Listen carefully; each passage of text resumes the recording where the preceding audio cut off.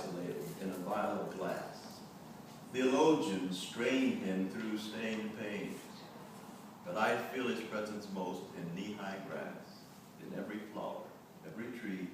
I see him glisten on the rain. I have no quarrel with bars of glass, nor with steeples that probe the sky.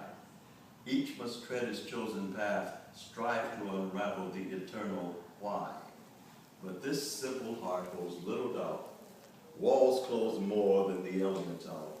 And when I'm walled in life's morass, idly listening between joy and pain, my muse takes flight to knee-high grass amid flowers and trees and the ever-glistening rain.